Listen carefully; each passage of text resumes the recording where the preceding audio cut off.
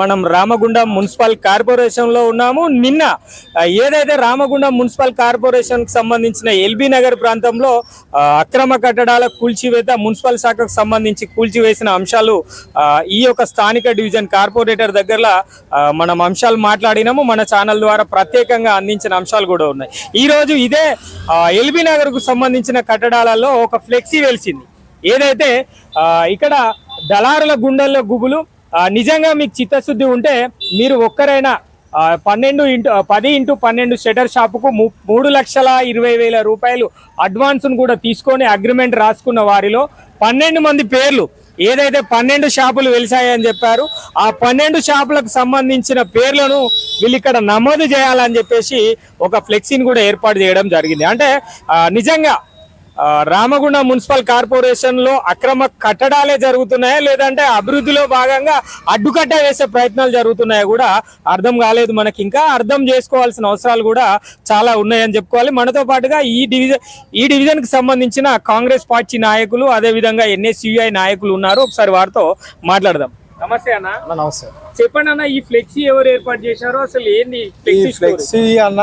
నిన్న జరిగినటువంటి ఒక తతంగం ఏదైతే ఉందో, అబద్ధాల పర్వం మీద జరిగినటువంటి నాటకం ఏమైతుందో దానికి ప్రజలకు వాస్తవం తెలవాలని నిన్న ఒక జోకరు విచక్షణ ఓలిపోయి మా ఎమ్మెల్యే గారి గురించి మాట్లాడారు. సరే, రాజకీయ పోకట్లకు పోకుండా అసలు ఇక్కడ ఏం జరుగుతుందని ఒక విషయం, అసలు టాపిక్ని తప్పుదో పట్టించే ప్రయత్నంలో ఎమ్మెల్యే గారిని మధ్యలో ఇన్వాల్వ్ చేసి మాట్లాడిన వాళ్ళకి మేము సూటిగా ఒక సమాధానం బహిరంగంగా చెప్పదలుచుకుంటాం. ఏదైతే మీరు చెప్పే షాపులు 12 ఉన్నాయి, మీరు కట్టిన 12లా కూల్చి వేసినందుకు మీరు ఏం చెప్తారు? 6 నిన్న ఎట్లున్నాయి అట్లనే ఉంచిర్రు. లెక్కకు వచ్చిన 6లను మున్సిపల్ సిబ్బంది కానీ, సింగరేణి సిబ్బంది కానీ వాళ్ళు ఇంచు కూడా టచ్ చేయలేదు. ఏవైతే ఎక్స్ట్రా లెక్కకు వస్తలేవో వాటిని మాత్రమే వాళ్ళు తొలగించడం జరిగింది. దానికి సంబంధించి నువ్వేం చెప్తావు? నిన్న అడదిక్కుండి మొత్తం షాప్లే ఊలగొట్టిర్రు. గోదావరి కళ్ళ జరుగుతున్నటువంటి అభివృద్ధిని చూసి ఓర్వలేక, పేదల కళ్ళల్లో సంతోషాన్ని నువ్వు చూడలేక ఇవాళ మొత్తం గోదావరి కళ్ళ కూల్చివేతల కలకలం అని చెప్పని మాట్లాడడం తప్పు. ఇక్కడ గోదావరి కళ్ళ జరిగేది ఏంటంటే అక్రమ నిర్మాణాల పైన మాత్రమే ఉక్కుపాదం వహిస్తాను ఎమ్మెల్యే గారు. దానికి సంబంధించి మేము అట్లా చెప్తున్నాం. లేదు, మొత్తం అన్నీ తీసేస్తున్నారని చెప్పని రాజకీయ దురుద్దేశంతో వాళ్ళ మనుగడ సాధించడం కోసం వాళ్ళు మాట్లాడుతున్నారు. మేము చెప్పేది ఏంటంటే పూలోల భద్రన్నను, గోలాల మొగిలన్న వాళ్ళిద్దరికి తెలియకుండా ఇక్కడ వాళ్ళ పేర్ల మీద షాపులు కట్టారు అనే విచ్చట వాళ్ళే సెల్ఫ్గా స్టేట్మెంట్ ఇచ్చారు. అయితే వాళ్ళ ఇద్దరిని మినహాయించి సోడాలమ్మ దగ్గర నుంచి మొదలు పెట్టుకుంటే ఇక్కడ ఇస్తీర్ షాపు దాకా ఇందులో మళ్ళీ వినాయకుడి మండపం లెక్క కూడా చూపిస్తారు. అది అసత్యం. దేవుని పేరుతో అసలుకే రాజకీయాలు చేయదు. వినాయకుడి మండపం మీరు అటు చూసుకుంటే సపరేట్గా అక్కడ 3 కాలంలో వేసున్నాయి, అక్కడ వినాయకుడి మండపం కట్టుకుంటారు. షాపుల లెక్క షాపులకే 12 ఉన్నాయి, అది కాకుండా వినాయకుడి మండపం లెక్క వినాయకుడి మండపంకే ఉన్నది. మేము అడిగేది బహిరంగంగా ఏంటంటే మేము ఒక చాటు పెట్టినాం. ఇందులో 12 మంది షాపులు మీరు కట్టిరు కాబట్టి మీరు కట్టిన 12 షాపులు ఏవైతే ఉన్నాయో ఒక్కొక్కరి దగ్గర చిరు వ్యాపారులను కూడా చూడకుండా కొత్తిమీర అమ్ముకునే ముసలమ్మ దగ్గర నుంచి మొదలు పెడితే ప్రతి ఒక్కరి దగ్గర అక్షరాల 3,20,000 అన్న. చిన్న ముచ్చట కాదు. అంటే 12 షాపులకి 38,40,000 రూపాయలు అవుతాయి. ఆ దళారీ వ్యవస్థతోటి వాళ్ళు కట్టుకొని వాళ్ళ అక్రమాలు కూల్చేసినందుకు వాళ్ళు ఎమ్మెల్యేని తిట్టారు కదా. సరే, ఇవంతా సక్రమంగా లేవు అని చెప్పి అంటారు కదా. మేము చెప్తాను, ఈ 12 పేర్ల ఎవరో నువ్వు రాయాలి. నువ్వు రాసినావు అనుకో, సోడాలమ్మ నుంచి మొదలు పెడితే ఇస్త్రీపేట బాబు దాకా నువ్వు 12 మంది పేర్లు, వచ్చిన వాళ్ళ పేర్లు మళ్ళీ రాయద్దు. నువ్వు తండ్రి పేరు రాస్తే కొడుకు పేరు, ఇంకొకరి పేరు రాస్తే ఇంకొకరి పేరు రాయద్దు. మధ్యలో తిలక్నగర్ టాపిక్ ఇచ్చినావు కదా, తిలక్నగర్ టాపిక్లో ఏమొచ్చింది? బొందల రాయేష్ అన్న పిన్ టు పిన్, పేరు టు పేరు చెప్పిండు.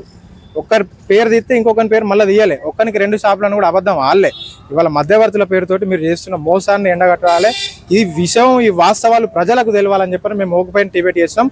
వాళ్ళకి 24 గంటల టైం ఇస్తున్నాం. ఇక్కడ పెన్నులు, మార్కర్లు అన్నీ కూడా పెడతాము.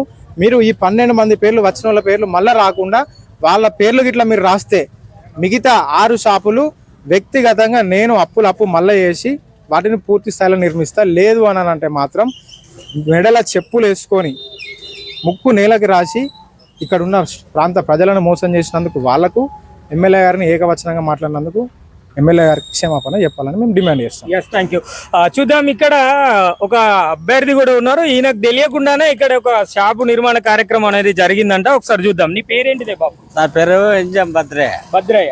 ఇక్కడ నీకు రూమ్ ఇస్తున్నా అని చెప్పిండ్రా ఎవరైనా? అన్నారు. అంటే 3,20,000 అన్నారు. ఎవరు అడిగిరు? ఎవరు అట్లే వాళ్ళు వీళ్ళు అడుగుతారా నీకు రూమ్ అవుతుంది, లేకపోతే కాదు అంటే నా దగ్గర 3,20,000 లేవు. నేను పూల అమ్మకం బతుకుతా, నాకు 2 బిడ్డలే. అరే సపరేట్గానే ఊకున్నా.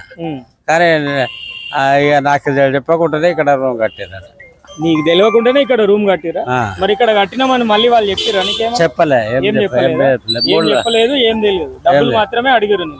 డబ్బులు అడిగారు. Okay, thank you. చూద్దాము ఇగో ఇక్కడ వీళ్ళు ఏర్పాటు చేసిన ఫ్లెక్సీ వాస్తవంగా నిజ నిర్ధారణ కూడా మన ఛానల్లో చూడాలి. ఎందుకంటే నిన్న ప్రతిపక్షం మాట్లాడింది అనుకోవచ్చు, ఈ రోజు అధికార పక్షం మాట్లాడుతుంది అనుకోవచ్చు.